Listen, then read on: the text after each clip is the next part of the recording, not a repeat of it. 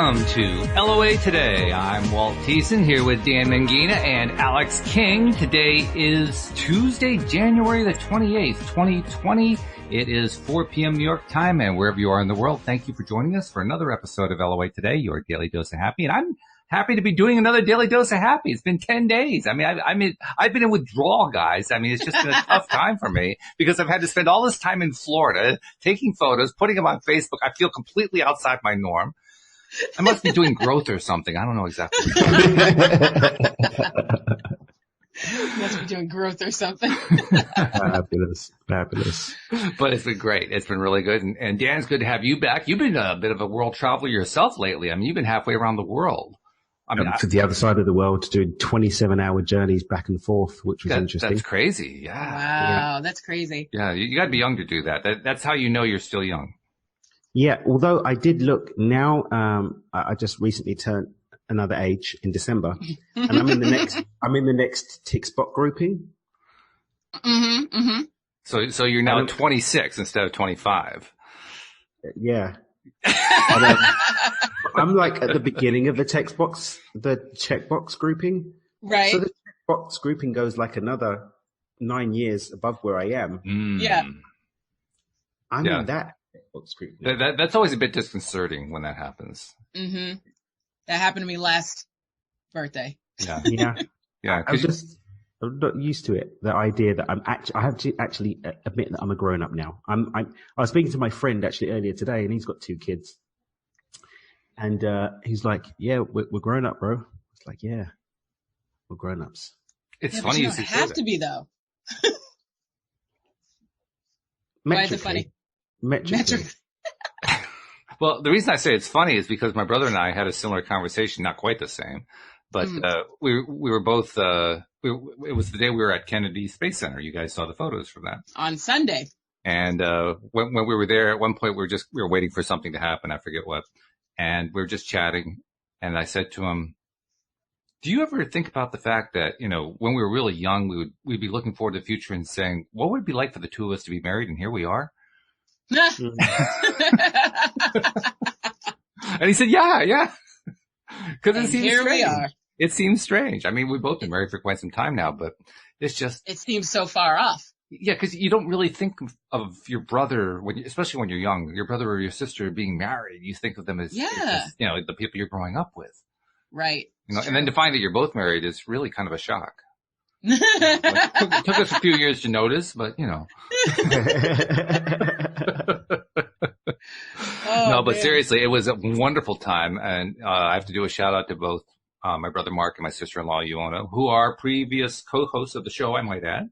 Mm-hmm. For giving us a fabulous time because we stayed with them, and Iona did a whole lot of planning. I mean, she figured out most of our vacation schedule, which made things really, really easy. But, yeah, it's amazing how much we packed into a relatively short period of time. We did the town. And I do have to say, Orlando is one of the bigger sprawling cities I've ever seen. I didn't expect it to be that big. Mm-hmm. I mean, I knew it's got, Disney, Universal, SeaWorld, all that kind of thing. And so there's going to be a sizable population around. But my God, they're probably the world champions in terms of retail strip malls. Wow. I swear to God. I mean, they're everywhere. They are literally everywhere. It's just, you can't drive 20 miles without seeing a continuous row of strip malls. It's crazy.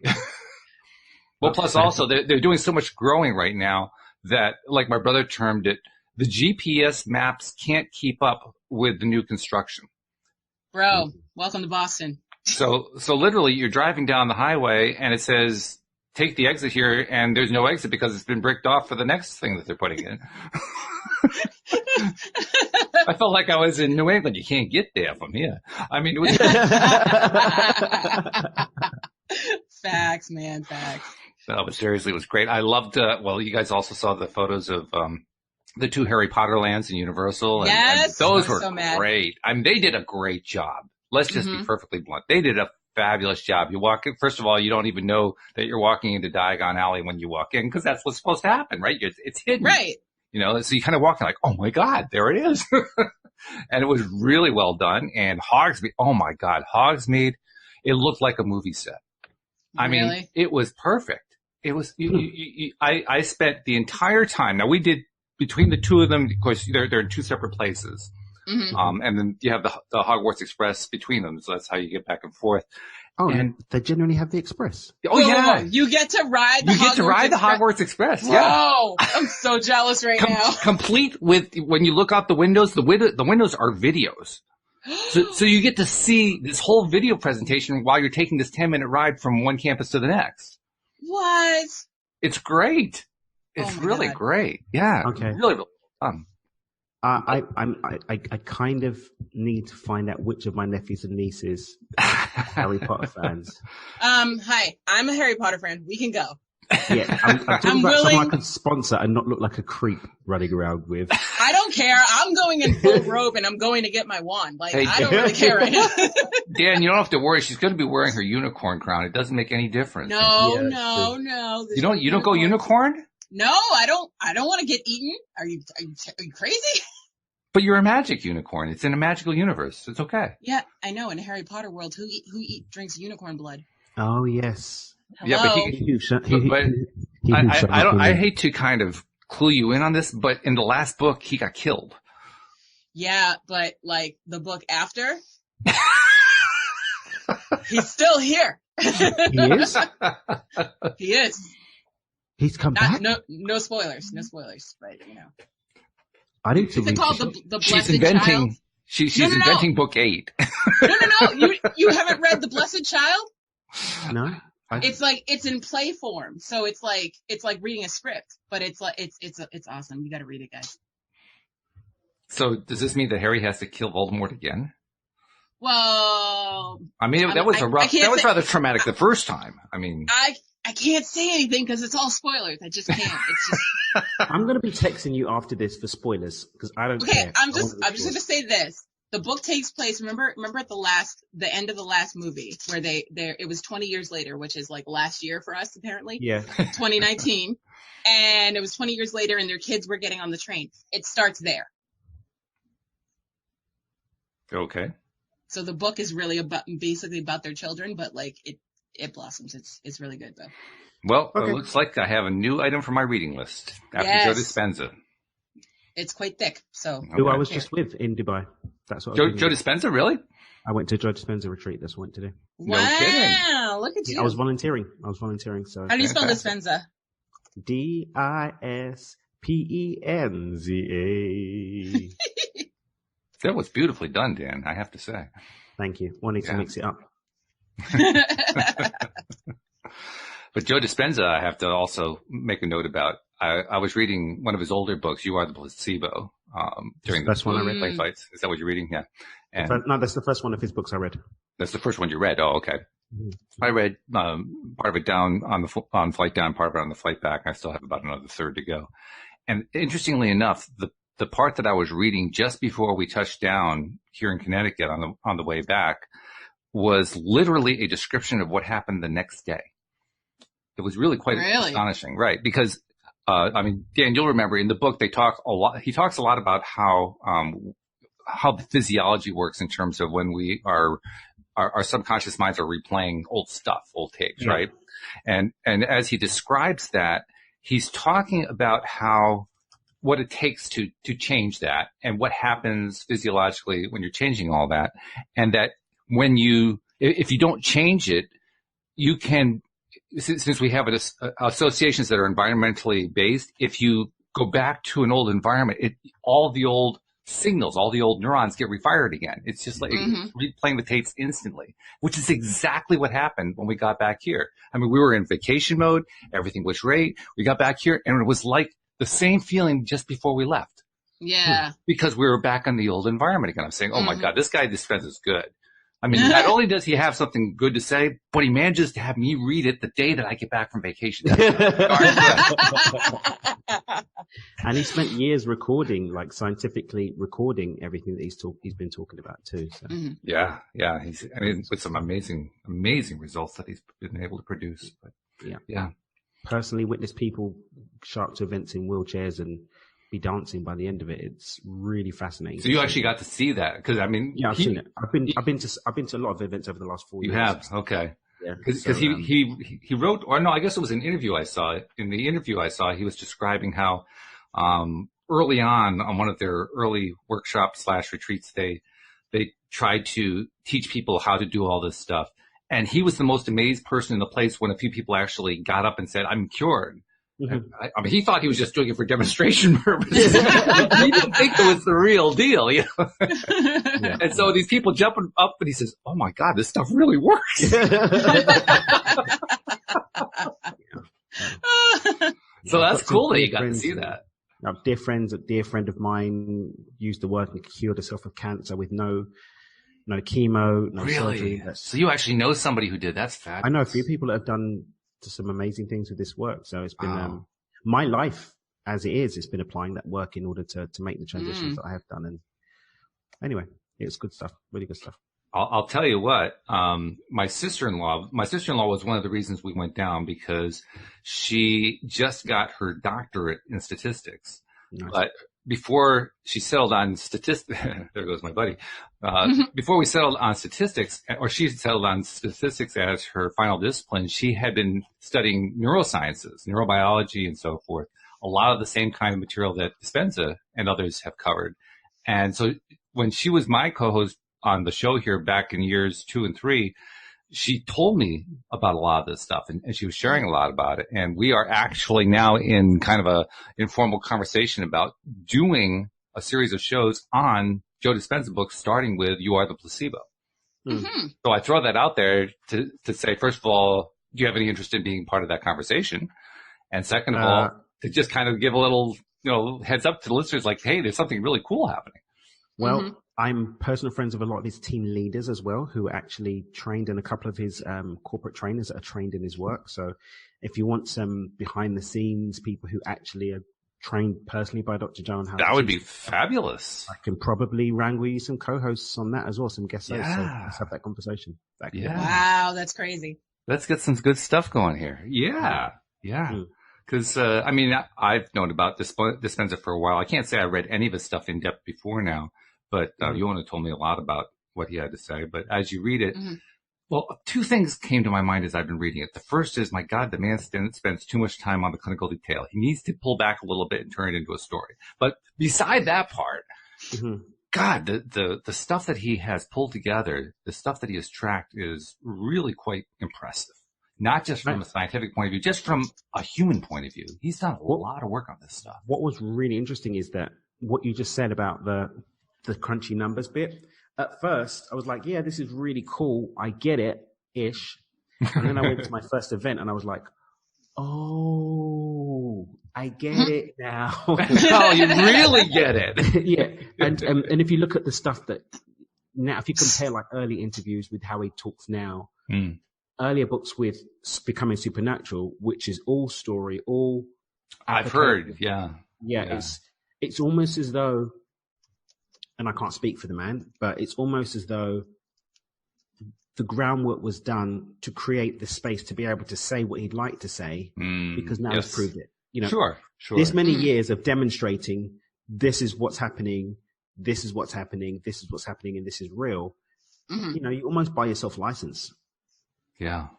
No, that makes sense. It makes sense. Well, I think any author goes through that process anyway. You probably went through it, Dan. I know I've gone through it.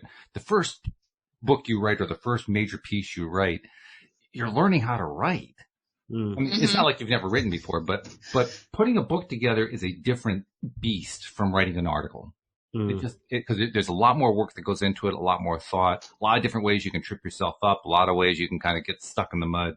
And you're trying to learn how to navigate all that. So I think You Are the Placebo was his second book, if I remember right.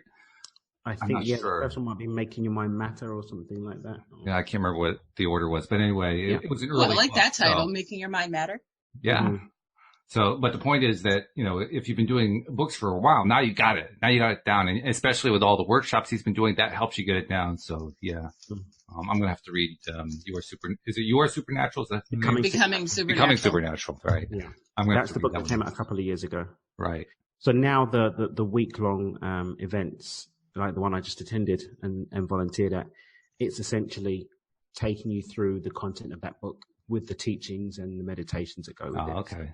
Very good. Very good. Very intense. Some days starting at 4 o'clock. And for me, we were volunteering, so we're on the doors. So 3 o'clock in the morning starts. Right. Wow. Yeah, so That's dedication. very, very intense, but very, very transformative. Really, What's this is always an unfair question, but I like to ask it anyway. What's the number one thing you took away from those various workshops that you've been a part of? What's the best? Always something different. This last one, it wasn't, and I may get into trouble for saying this, but this last one, it was more about being, getting to be of service. And I was on the door, so I was greeting people in the morning and, dishing out morning hugs. And every day you get there's a bag and you pull out a coin with a random word on it. And we're handing these out every day. So giving these to people and asking what coin they got. And, that was the highlight for me. Really? This particular one. Yeah. This particular one, the highlight was getting to give everyone their morning hugs and saying good morning to everyone and seeing everyone there and watching their energy change. Ah, yes. Mm-hmm. Yeah. Because this particular one, 90% of the attendees were new to the work. They've never been to an event before. Oh, yeah. Whereas ordinarily, there's a very high, the ones that I've been to, there's a very high percentage of returning people. Really? That's interesting. Yeah. But yeah, it was 90% new people. So you've got 1,200 people that don't know what they're in for. Right. Wow. That's going to be exciting. Yeah. I'm just watching those shifts happen. Beginning of the week, what's going on here? Like, who are these weird, happy people? And by the end of the week, it's like, I love you so much. The oxytocin levels are really high and everyone's hugging each other. So that for me was the biggest one from this one. It sounds like this one was for you a big human contact experience as much as it was learning this stuff. Definitely. For the first few years I was in this work, I was in another relationship, and there was boundaries from her not really understanding the community aspect of things and so on and so forth. Mm-hmm. So I wasn't really fully in. I was kind of like, okay, I'm here, but I'm thinking about stuff. I wasn't just able to just show up, be present. The first one that I went to after that relationship ended was very, very different because my energy was a lot more open and free. I didn't have to report back to check into someone. She came around to one before and came, but she wasn't on the event. She was just staying in the hotel. Every time I came out on a break, she was waiting at the door. So there was that whole thing about the environment. There was no environmental break. So, this one was interesting, but more importantly for me, what really, really, really was my, love it thing about this was, being on the doors every day. That was just really, really lovely. It is a satisfying thing. It's the one thing that I kind of wish a podcast would have, because you don't really see your audience. So you don't get to see how the show impacts people. But when you're in a place like that where you can see it, and from what you're describing, I'm inferring that not only are you seeing it, but you're seeing stuff that happens in a big way. You're seeing big change. You're seeing massive shifts in perceptions and in energy and enthusiasm and so forth. I agree with you. There's nothing better than that. I don't care what we're talking about. I don't care what the subject is. There's nothing better than just seeing people do huge growth and come out so much better at the other end. Yeah, I loved it. That's good stuff. So, well, that's what I did on my winter vacation. Alex has been holding down the fort, waiting for us actually to report back on our PJ and I to report back on our takes of the third episode of the play, which I still haven't gotten to. I promised I would do it, and I will get it done. But okay. My little buddy here he's acting like he wants something. I'm not sure what. I think he wants to go out, so I may have to just take a quick break and let you guys chat among yourselves for a moment. Cats are demanding. They are. Well, especially this one. He knows exactly what he wants. He just doesn't do a good job of telling me. But I wanted to ask you though, Alex. You're the one who usually comes up with topics, and when we've been kind of generally talking about Joe Dispenza and Florida vacations and so forth. But did you have a topic in mind for today? Did you have anything? I did not. I'm still on vacation. You're on vacation, so you're on winter vacation. Okay. When y'all take a vacation, I take a vacation. You take one too. So. Okay. Well, that's reasonable. That's fair. Mine was a staycation, but I'm still relaxed. Okay. No, that's fair. Well, lacking a previously created topic, then I think I just kind of like to carry on what we were talking about Dispenza's work, because I think it's really, really important work. so much of what we talk about on this show and other law of attraction podcasts talk about as well is the theoretical, it's here's how resistance works and here's how you meditate and here's how you, do your affirmations and all that kind of stuff. Dispenza is doing the scientific side of it. Mm-hmm. And while I'm sure he gets a lot of pushback in the scientific community, I also am sure that there are many in the scientific community who are saying, well, we got to pay a little attention to this. And some are paying a lot of attention to it. One of the things I want to bring up that actually ties in to this that comes from my vacation is I got to see my cousin Becky, who I hadn't seen in a long, long time. Becky is fabulous. She's married to a guy named Ray, who is has a PhD in chemistry. He was a research chemist throughout his career. And in my conversation with Ray, he made a really interesting point. Mm-hmm. He pointed out that science is not about proof, which is not what you hear every day. But he's absolutely correct. Science is about gathering facts. It's about doing research, finding out what the universe has to show you that you can measure and that you can develop data about. And then any kind of conclusions you draw about that, that's really philosophy. Mm-hmm. There really is no such thing as proof is for maths. Yep, facts. You do a math problem, then you have a proof to show that the math was done correctly. That's what proofs are all about. And I thought about what he said, and he's absolutely right. We have a tendency, and I think scientists have this tendency too, to want to prove things scientifically. But you really can't because science isn't about proof. Mm-hmm. So if it's not about proof, if it's about fact gathering, then Joe Dispenza is doing some tremendous fact gathering. Scientists may disagree about what his stuff proves, and now I think we can pretty much throw that whole argument out the window. But there's absolutely no doubt he is producing a tremendous ream of data about what happens when you apply the basic ideas that he talks about in his books in reality. Mm. And Dan, you see that? I mean, how many of these workshops have you been to? I think about 6. 6 of them? Yeah. So you've seen a lot of that. I've seen a lot of stuff. Yeah. I mean, seen things, man. I've seen some things. You've seen some things. I mean, all you'd have to do is just go on, I think there's a YouTube channel, and just check some of those testimonials. And some of them, no disrespect to people, but some of them it's like, oh, I'm happy in my heart now, which is great. That's cool. Fabulous. Mm-hmm. But when you're talking about, oh yeah, by the way, I've had eczema my entire life and now I don't. And it happened in an instant, which is another one of my friends. Or, oh yeah, I had cancer and then it's gone. I had a vision come to me of sitting in my doctor's office and getting the all clear for cancer. And I'm sitting in my doctor's office, getting the all clear for cancer, watching the vision that I had.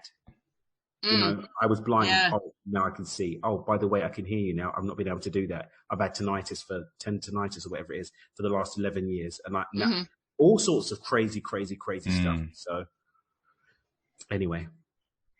Now, I also gather, I haven't finished You Are the Placebo book. I'm about 2/3 of the way through, but it looks pretty clearly like he's going to go deeply into how to meditate and how to do it effectively. And yeah, you get that. But this was really interesting. So when I first read You Are the Placebo, which was the first book that I read, I wasn't really interested in the meditation per se. I was like... That's why I didn't read it the first time, to be honest. Because I saw the first one, I was like, I don't need another book on meditation, please. Yeah. I was like, so this is really great application to take my mindset work deeper. And there's some validation of stuff I've been doing for the last decade or so. This is going to be really cool. I'm going to make so much money with this. And then went to the workshop. I'm like, I don't care about money. I just want to meditate.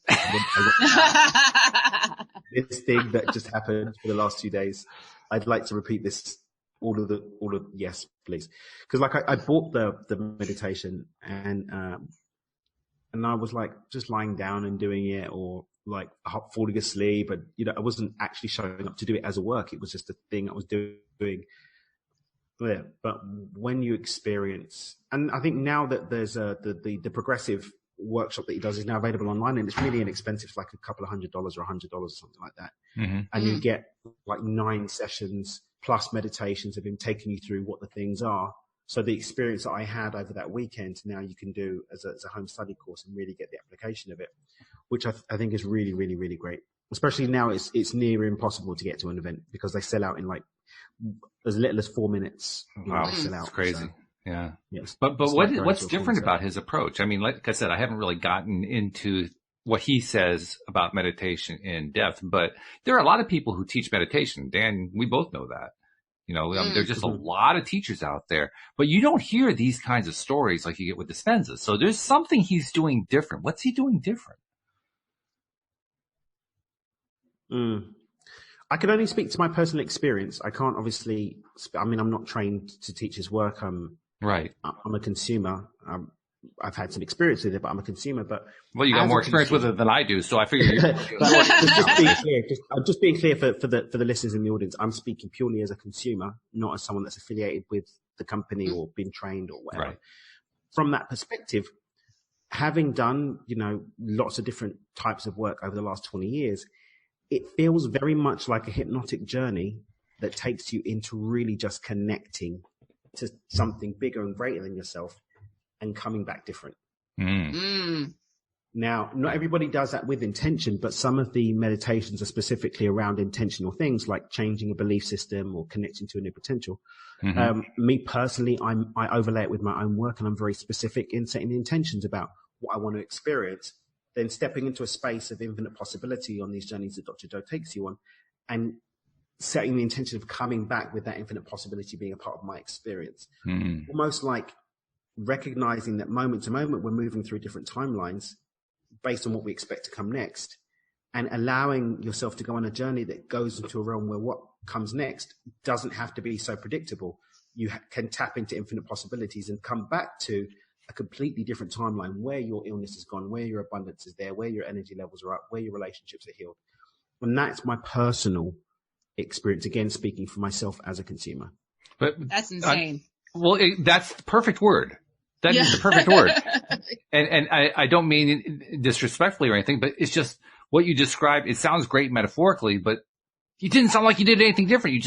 It's just, we went to this other universe and we experienced this. I was like, what are you talking about? I think what will be really great. Like I said, I'm really good friends with a number of his corporate trainers and team leaders who are trained to teach his work. Put a pin in some of these questions, and I'd love to have people that were trained. Yeah, that'd be good. Give you the inside out. Like I said, speaking from my own experience, I mean, the first time I was introduced to meditation, which was, like I said, best part of 20 years ago when I was doing some other work, I was like, yeah, meditation, great. Okay. And then coming here, I think for me personally, the guidance that you go on, the guidance that you're given to go on these journeys, essentially, has given me the ability. Now I can go and silently meditate. I do silent meditation for an hour, whatever. I can do that because now I have almost a blueprint of what I'm moving towards. So the guidance is really just to help you get somewhere else. There was some beautiful things going on, and he explains it really, really, really, really well. He's demonstrated it and shows the science behind the different levels of it. But being able to go somewhere that's really here, that isn't really anywhere, and come back from that space of infinite possibilities, overlaying into your reality something new, is what I take away. So what I experience in that work. I'm intrigued because, I mean, I've always thought of meditation just as a way to relax, a way to release stresses and so forth. And this is very clearly talking way beyond that. Yeah, this is like 100 levels higher. Yeah, it's, and this is, I mean, I've had people in the past, including in relationship with my ex, because she didn't really get this work. So she was doing some other meditation stuff.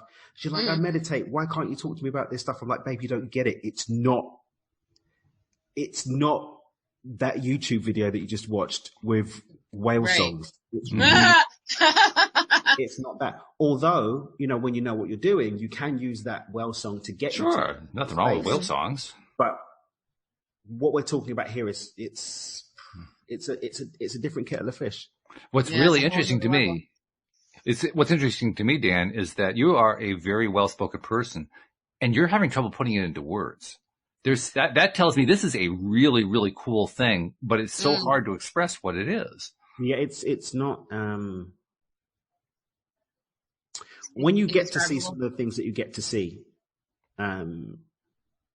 and remember, one of the things I love about his work, and it's one of the reasons why I don't really, you don't really hear me, putting up, and I've had a lot of teachers, you won't hear me really putting a lot of them up, because he doesn't say, oh, my way's the only way, and, you have to do this, blah, blah, blah. He's like, this is what you can do. This is what you have the power to do. You are supernatural, right? This is inherently within every one of you. And here's a way to unlock that supernatural potential for yourself. Now just go and do it, whichever way gets you there. But here's a model for you to follow to get there. And that's why I'm like, all right, I can work with you, Mr. And I've met him a few times, and he's a really, really cool cat. Like, he's just really, really down to earth, really cool, loving person. Yeah, he's just a really, really cool cat. Really, really cool. I've done tequila shots with him.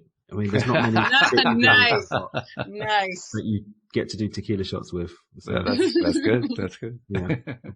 Well, I tell you, I am looking forward to learning more about it, and I love it if you could bring in some of his trainers to talk to us. We'll have a word on that. A couple really, really come to mind that will be especially, like, I know one is a podcaster already. One that comes to mind. She's a podcaster, and she's really, really dope. I think you'll love her. Good. So I will specifically shoot her a message first, and she might have some more that she can recommend to you. But I know that she is a podcaster, so she'll get the, you wouldn't have to school on the podcasting element. Right. Sure. Yeah. Because this is actually the first time with meditation, the concept of meditation, that I've entertained the idea I could actually attain some stuff that I have wanted to attain. Like, for instance, I don't know if you knew this, Daniel.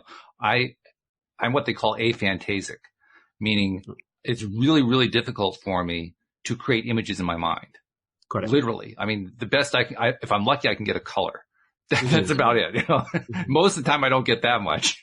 So I'm thinking, well, what if meditation could help open that up for me? It could do. That would be really cool. It's just a quantum potential. Yeah. And this is one of the really, really cool things. So like when I talk about the flow funnel, for example, I'm talking about, the energy's got to be aligned, the mindset's got to be aligned, and then you've got to show up in your life in accordance with it. There's infinite potentials at every single level of those. It's just that once we get to physical matter, because things are moving so slowly, that infinite potential gets a little bit more tricky to access. But when you're beyond that, then you've got access to infinite potentials in our emotional state, in our energy space, our vibration, and also in our belief systems and in our mind. And this work allows you to tap that unlimited potential in that inner world. That's exciting. And then create access to outcomes in your life. Don't get me wrong. I know people that do this work, they just do the meditations. They don't actually do anything to change the choices that they make, and they don't do anything to change their life. And so the results will be taking longer for them to get. But the people that I know are showing up and doing that work, getting their frequency set with it, accessing that infinite potential, choosing the elevated emotions that are aligned with it, choosing to make choices that are aligned with that new way of being, and showing up in the life from a space of love, and they're getting results. And I figure if people are able to cure cancer, rid themselves of eczema, heart troubles, whatever, they're able to cure all that stuff using this meditative approach, and that it's not just an occasional thing. This is like a lot of people are able to do this. Right. Well, shoot, I'm starting to imagine various things I could do with myself, with my own body, that I've been working out for the longest time with only minimal results. And that's cool. That's really cool. Not to mention the other areas of my life, because what are the big three? It's relationships, health, and money. Those are the three that people are mostly interested in. And I suspect this would probably impact all of them. But it probably, if it really is the real deal, and I think it probably is from what you're describing, it probably goes even much farther than that. We're talking about basically truly creating what Abraham Hicks has been promising us for years, which is we can have the completely abundant life right now. This is teaching us how to get there in a big, big way, just by doing this technique. It sounds like it anyway. Maybe I'm projecting too far. I would say, again, speaking from my own personal experience, look, it comes down to the truth just is, right? We're on the same page with that. Truth just is. That's true. Infinite potential is truth. Infinite possibilities is a truth. What this work allows you to do is to step beyond this realm of being where those infinite possibilities are lost, and reconnect with those, and actually come back with that reconnection as being what we experience. So yes, what we've been promised about being in our vortex. I mean, if you look, vortex is a full right now of people who are just making choices unaligned with it. Mm-hmm. So they're just filling up the vortex and refusing. I mean, I taught a retreat this weekend here in Cabo. And that's one of the things we're talking about, the stories that keep our vortex plugged, right? When if we just change the filter, then those things in the vortex can start popping out. And sometimes the changing of that filter requires or would be served by making those shifts internally. And this work can create that shift. And what I love about Dispenza is he doesn't hold back on recognizing and, in fact, emphasizing in a big way, at least in the book I'm reading right now, You Are the Placebo, that this isn't easy. This isn't an easy shift to make. I mean, there's a lot of resistance built up, as Abraham would call it. He terms it more in terms of the way that neurosciences would describe it. It's just hard to do things. It's hard to change patterns in thought process and so forth. But he gets it. He not only gets it, he advocates, yes, that part can be really, really hard. But he also keeps hinting at, but you can get there, and we're going to show you how to get there. Right. That's a level of realism you don't get with a lot of the teachers. Mm-hmm. Yeah, a friend of mine uses the framework of discipline, dedication, and time. Hashtag. Always count on you, Alex, to get the right hashtags. You're good at it. Right? Make like doing the work. I mean, another friend of mine who did his work, you know, it was really interesting. For a long time, her symptoms got worse. Like stuff got worse for a long time, but she just kept doing the work. You know, she was doing, you know, a couple of his meditations a day, one called Blessing of the Energy Centers, and I don't remember the other one that she was doing, which was just doing that every day. And now not only is she in full health, she's experiencing massive amounts of abundance. She's in a loving relationship. Everything has shifted, but it took her consistent. And her testimonials is in becoming supernatural. Oh, it is. Yeah, it's in there. They're under pseudonyms, but she's one of the stories, the case studies that are in there. Okay. That are in the book. But yeah, just consistently showing up and doing the work. And that's going to be true no matter who you're following or what teaching you're tapping into, because it's so easy to give up on doing that work. Let's be honest, especially when you're getting the results like your friend was getting, right? Where it's getting worse. It's not getting better. Like, this stuff doesn't work. You know? That's when the rubber meets the road, and you really show yourself whether or not you're committed to change, despite the fact that you're not seeing what you're hoping to see. The river and change can be an interesting one. So something came up even for me this weekend, me personally, something that I've been working on for a while, and I'm probably going to do a Facebook Live about this today. And it's when we get ourselves so caught up in the journey that we get addicted to being in the journey and never actually make it out of the river of change. Yeah. You know, the addiction to being who we are becomes so deeply entrenched that even in the face of doing work to elicit change, we end up just staying the same. Yeah, I totally feel that right now. Why is that? I feel like, in the sense of how most of our listeners know how I'm very stationary and complacent. But you have this pattern thing down pat, I would say. Sure do. But in the same sense, it's like there's things that I have to go out to do, but it's like I don't give myself the credit of having done them, and I'm still like, no, I have agoraphobia. That didn't count. Yeah, it's easy not to pat ourselves on the back for what we get right. Yeah, and my therapist yells at me all the time. She's like, "But you did it, and you didn't die, so." Clap for once. It'll be okay. So what do you conclude from all that? What's the takeaway? I just can't wrap my brain around it. I'm like, yeah, I did it, but I had to. I didn't want to. Like, that's the fight I'm having now. I want to be able to want to go out. Right. But my brain doesn't get that part. Because I did it and I didn't die. Dedication and time. Discipline, dedication, and time. The neural pathways that are in place right now that are playing out the pattern of not wanting to aren't going to shift until you show the mind that it's safe to make that change. Right. And that leverage will imprint new neural pathways, which over time will create new behavioral patterns. And then that feeling that you have, which is just chemicals and hormones being produced in the body in response to those existing neural pathways, will change.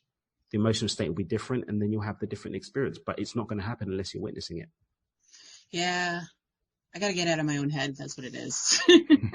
Definitely. Because I'm not in the moment. I'm just like, I'm worried about like, okay, this is great right now, but when I get home, the panic starts, and then it's like I'm already 2 steps ahead in the negative, as opposed to going, you know what? Maybe when I get home, I won't panic about it. Breaking the Habit of Being Yourself, I think, is a book with associative meditation that will probably support what you're talking about. Okay. Yeah. Check out Breaking the Habit of Being Yourself. I think that's the one that came before You Are the Placebo. I think that is the one, yeah. Breaking the Habit of Being Yourself. And by the way, that also contains a phrase that still, I actually have a little trouble with it. I'm curious to see how he develops that over time, as I'll read future stuff. But he talks about yourself, your ego, as literally being the equivalent of your body, which is the equivalent of your subconscious mind. In other words, our identity is in our body, is the way he's describing it. And I don't really feel like my identity is in my body. So that kind of creates a conflict in my mind. Again, I'm not qualified to speak on it in detail, but I would say this, that from memory of lectures and stuff I've been on, we've got to remember that all of our thoughts end up being reflected in our body because we have memories stored in the body. That much I buy into. That I can definitely buy into that part. Right, so if we take a step further, then our personality, which is when our subconscious mind is running, is playing against the blueprint of those memories, and those memories are stored in the body. So if the memories are in the body, then the personality is also in the body, because the thing that's creating the personality, our personal reality, is those memories. They're also in the body too. Mm-hmm. Okay, but isn't it true that who I am is also not necessarily part of the body, that who I am is just me? You're talking about your soul, your true essence, right? Yes, my true essence. But we're talking about your true essence doesn't involve is more than your personality. We're not talking about the memories there. It's like when Paul Selig, the guides that are channeled through Paul Selig, talk about the small self and the true self.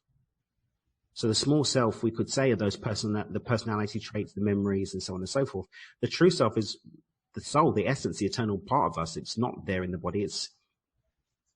In truth, it's the unified source that we're all connected to and all a part of. The personality is the expression of that through the lens of our experiences and our memories and so on and so forth that we experience as a personality. Mm-hmm. And that is also imprinted in the body. I guess what I'm saying is, yes, we describe them as being different, but to me, they're all so interconnected that it's not accurate to say that one is divorced from the other. To me, they're all part of the same continuum. We could say, ice and water, they are the same continuum, but they're in different environments that operate in different ways. So at different level of density, our experience of it is going to be different. So when water's at the density of ice, we experience it very differently to when it's in the density of steam. Facts. One's great for a cocktail and one's great for a coffee. So it doesn't change the fact that it's still H2O, but it is experienced at different density in a different way. Right. Yeah, that makes sense. That I can actually buy into better, because he also talks about how you have to let go of who you are. What he's really talking about is letting go of that subconscious that's buried in your body, and I can understand that, sure. Mm-hmm. I just want to make sure I also am in tune with what he's saying when I think to myself, well, I am that bigger self. That's who I feel like I really am. Yeah, but the connection, even the connection to that bigger self here in three-dimensional reality, is limited by the self. The lens through which we see is who we are in the moment, right? And who we are at the moment is accumulation of the memories of what we've been up to this time, and that shows up as our personality. So we need to let go of that if we want to go and create something else. And to some extent, I would say, from my personal experience, letting go here and now of those stories that make up the illusion of who I am in the moment is what allows you to access that trueness, that true self, in that true realm of infinite possibilities, and then create unlimited outcomes. Mm-hmm. Okay. I can't say I'm totally satisfied in my own mind, but your explanation makes a lot of sense. I wouldn't say that I have not even the skill, but the authority really to speak on it more fully. And I think his work will, as you keep going through the books, it will help you to understand Right. a bit more. But then, like I said, I'm definitely going to hook you up with a couple of really cool cats and kittens who can answer more fully, because they're trained to deal with such questions. Oh yeah. Yeah. I imagine purely from his work. If you've gone through his training, which I'm sure he has a direct hand in how they get trained and what they're doing. You're getting the best training. He does it personally. He personally trains them. So yeah, you're probably getting that's like being directly connected to the juice at that point. Exactly. That's where you get the good stuff. So yeah, all right. Well, I'm definitely going to continue for sure. And like I said earlier, I'm talking to my sister-in-law about just like doing book reviews, I guess, kind of like the way we've done it with the other books that we've explored. We've done the Abraham Hicks books. We actually went back and did Napoleon Hill, Think and Grow Rich.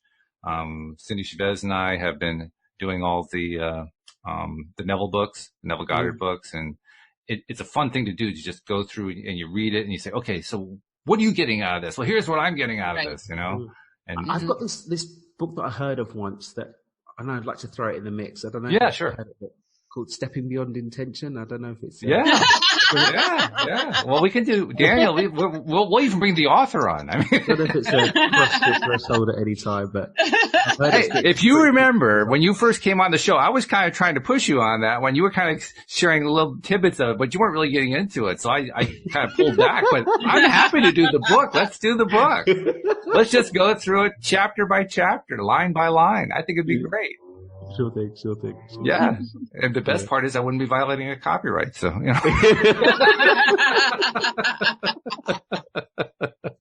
Love it.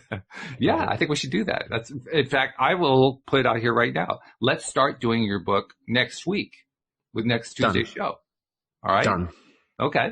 Agreed. So I've got the PDF copy. We'll start doing it, and I'll actually have to get a copy of it too, so you can see what we're talking about, and be as intelligent as ever about what we're talking about. And then Daniel, you can school us on how to step beyond that intention, that mean old intention. Yeah. Oh, it's good stuff. really interesting because this weekend, this weekend's workshop, the coaching weekend, I was really playing at the new edge of my work as it is right now, which is lucid living. So it was really interesting to see the evolution that beyond intention is about choosing your intentions. Alchemic life creation is about choosing your vibration. And then lucid living is about choosing the stories that filter what we experience. So it'd be really cool to go back to some foundationary stuff again but come back to that through the lens of where the work is now. So it'll be an interesting take on the book. So this is going to be a challenge for me personally, because I like to be on top of it as I'm talking with somebody about a book. And this time I'm going to be talking with the author. So I have to actually know something in detail, in real detail about what you're saying. So I have to be working on this book. I have to work on Joe Dispenza's book, and I have to work on my project. I have to get it all done this week. Why don't we do this? Why don't we let you finish Dr. Joe's book and then do it afterwards? No. We got to do it this way, because otherwise I'll just put it off. Oh, I got you. He will. She's right. She knows me well enough to know that. We were supposed to do a month ago. Yeah. Well, she's also the queen of setting deadlines, so she likes deadlines. I can't function without deadlines. That's right. Yeah. No. I mean, there's no adverse consequences if I don't hit it, but it kind of it sharpens the mind when you say, "Okay, I'm going to get this done."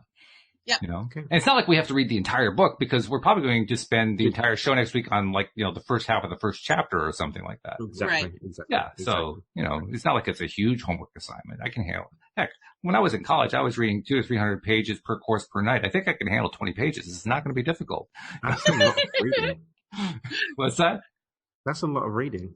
Yeah, no kidding. Well, I was a political science major, so you read a lot of crap. Okay. And I do mean crap. It was really awful. Brilliant. Yeah, I still haven't figured out why I was a political science major. I mean, it was preparing you for 2020. That's what it was doing. It was also answering a number of questions that I had at the time in very dysfunctional ways, and ultimately did give me a very valuable piece of information, which is that politics is useless. I mean, I could have told you that, and I know nothing about politics. But that's why. It's useless. Well, I shouldn't say that. Politics isn't actually useless. What it is unproductive toward anything that I value. It's very productive toward people, toward the values of people who are fearful and scarcity driven and, basically just want to be anxious about everything without having been diagnosed with anxiety. I mean, these people you were diagnosed with anxiety. They go out of their way to take it on. Yeah, I know. And I'm just like, I have enough in my life. I'm going to leave that over there. I need it. Bring it here. I think we've opened a monster here. But yeah, no, I mean, I'm sure there were things that I have gotten out of that experience that were worthwhile. But looking back, I kind of wish I'd picked something else. Just saying. Anyway. But then you wouldn't be the Walt of today. I guess I wouldn't. No, that's true. Yeah. Exactly. That's part of who I am. You can't change your past. You'd be a whole new Walt. And there are a lot of things that's really a very good point. There are a lot of things that I've done in my life when I was doing them and dealing with them. I was saying, why am I dealing with this nonsense? Mm-hmm. But you know what? It all added up. It all added up to not just who I am today, but where my skills are. I mean, I wouldn't be doing this podcast if it weren't for a lot of that crazy crap I went through. Mm. That's just simple fact. If everything had gone well, I'd be, just going off and doing the stuff that went well. I wouldn't be doing a podcast.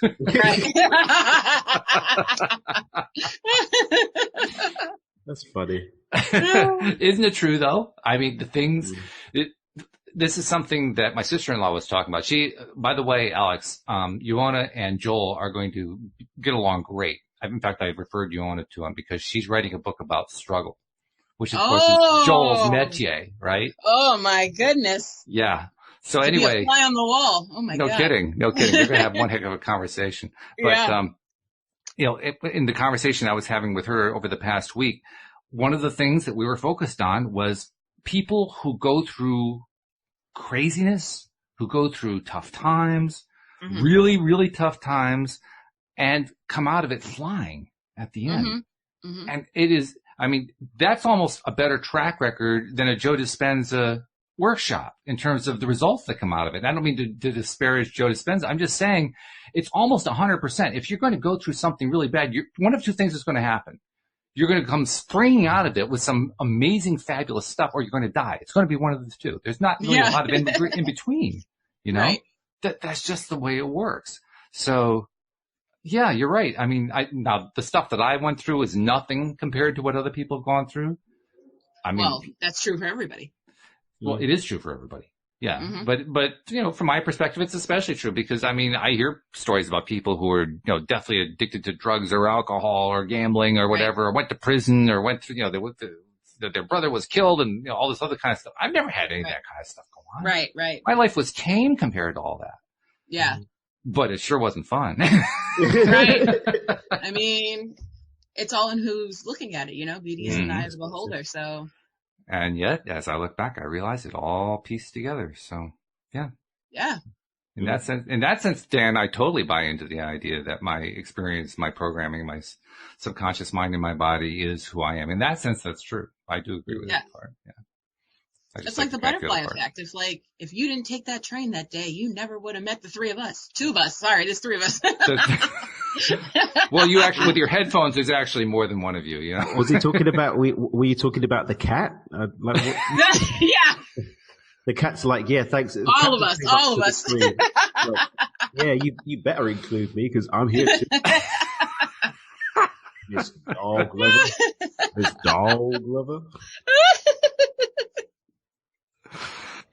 I can tell that our hour is almost up because we're going completely off the rails here. So, oh yeah, but this is a good thing. So let's try to tie it together a little more professionally because we're also professionals here, right? Yeah, sure. Here is people doing serious things. I know, man. Dan. Gosh. So Daniel, let's give people a chance to find out how they reach out to Daniel Mangano because they're going to want to do that, especially when they start listening to our beginning summary of stepping into your Beyond Intention starting next week. Join my Facebook group, Dream with Dan. So you can go to facebook.com/groups/Dream with Dan. No, scrap that. dreamwithdan.com/Facebook. So dreamwithdan.com/Facebook. We'll take you to the Facebook group. I do masterclasses in there. We're doing one now on lucid living. There's clips from my retreat this week, and they're going to be going in there as exclusive content. Oh, that's too, great. which is really groovy. So there's a lot of groovy stuff in there. And that's probably the most effective place to connect with me, to connect with the people in the community I'm building with Dreamers, and get the opportunity to apply some of the stuff that they're going to learn back in the book. And you do put out a lot of very cool content. I mean, it seems like, Thank you, sir. Now, like you pointed out very diplomatically at the top of the show, I don't get onto Facebook very often. But on those occasions where I have been there, it seems like you're always live. So I know you do a lot of content. I get notifications in the middle of the day. I'm like, oh, random. Perfect timing. So I guess my point is it's well worth it for listeners to check out dreamwithdan.com/Facebook, because there's a lot of content there. There has to be, considering how many times I see you there. Either that or else you're just replaying the same thing over and over again. I mean, I don't really know, but in the world of infinite possibilities, who knows which that's true, yes. In another universe, you probably are. You know? Exactly. Touche. And Alex, the queen of the spoilers, you did a very adroit job of not spoiling Harry Potter. I have to give you credit, because you were probably bursting at the seams wanting to do that. I still am, considering the book came out probably about 3 years ago. Like, y'all got to get it together. Is there like what do they call limitations it? on spoilers? Yeah, that's the one. You got it. Yeah. Is there? In my Facebook group, there is, like, if it's within the season that we're currently on, you shouldn't spoil it.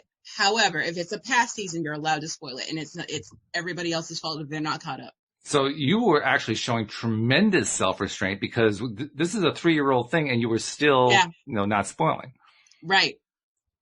So with that testimonial out of the way, showing just what level of integrity you really have, what spoilers do you have for us?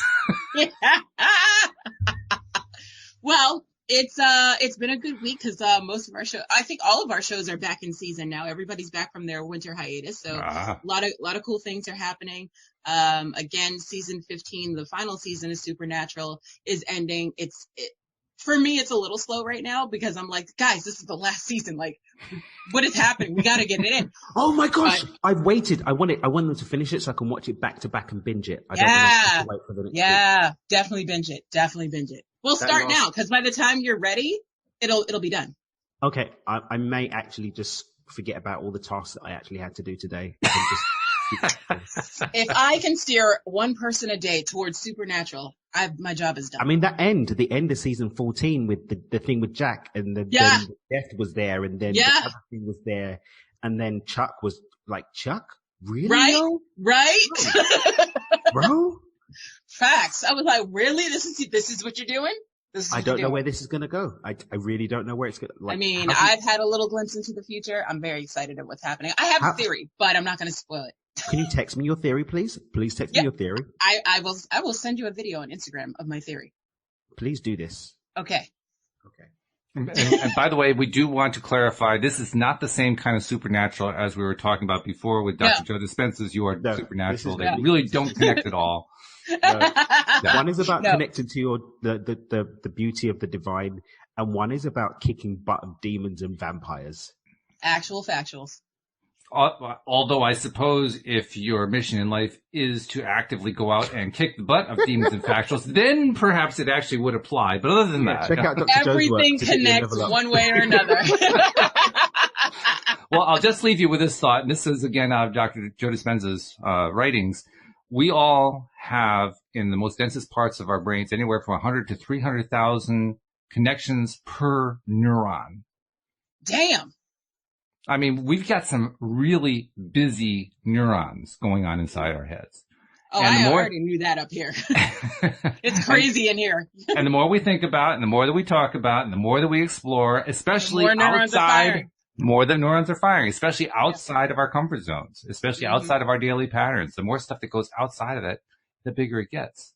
Yeah. I mean, that's pretty darn supernatural. So, I mean, I'm not crazy myself personally about going after vampires, but, you know, for those who are interested in it, Hey, I have to admit, you guys are building neurons that I don't even think about.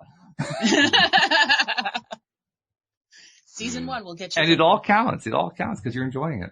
Mm-hmm. Because that's really the most important thing anyway. Yeah, so, that's all that matters. Daniel, I'm looking forward next week to talking about your book in detail. Also looking forward to sharing about it. You're going to have to get your professorial hat on so that we know that you are the man in charge. I will just let you be the man in charge and be here to do some. I was going to mail you a fedora, but if you want it, that's fine. Oh, I'll have a fedora. No. Oh, okay. All right. Can I have a unicorn fedora? I'm going to see what I can do. I don't know how it'll travel, but I'll see what I can do. See, that's the beauty of having a professorial hat because the professor gets to decide what the hat is. Facts. Uh-oh, the eyebrows are going up and down. He's really excited now. They're deliberately doing it silently so that people on YouTube can get to this. Exactly. Speaking of which, this is why you need to be on YouTube. So go tell people how to do that. I'll tell people about the podcast and we'll be done. Well, for those of you who are listening, you need to go to YouTube, search LOA Today podcast videos, and while you're there, see our smiling faces. Click down below on the red subscribe button. Next to the red subscribe button, there's a silver bell. Click that silver bell and make sure you click all so you will always be notified when we are live. And while Dan is signing this for the deaf, I also want to remind you to become a subscriber to LOA Today's podcast. Very simple to do. Go to loatoday.net website, and at the top of the page, you will see all the instructions on exactly how to do it. It takes about 2 clicks. Dan did it in 1. If he did it in 1, you can do it in 1. And once there, you got all of them coming right to your device every single time that we publish them. And that's the way to do it. So that's the way to do it. That's the way to do it. It's very simple. And be sure to follow the Instagram account because we need people to follow the Instagram account. I need to speak to you about that Instagram. Like you can have it because I don't pay attention. You have to understand, Daniel, the Instagram has been handed along from person to person to person, and nobody's doing it. I'm the only one who didn't volunteer because I was like, no, I have too many of the other Instagram accounts for everything else. No, do you know what I'm going to do? We'll have a chat. What I'll do, I'm literally just making some changes to my social media team. Mm-hmm. I'll wrap it in and let them promote it and let people know what we're doing here via Instagram. Love it. Cool. Love it. I am a total fan. If I wasn't a fan before and I'm a total fan now. So with that happy thought in mind, thank you, Daniel. Thank you, Alex. And we'll see you all next time here on LOA Today. Say the words properly, Walt. Goodbye, everybody.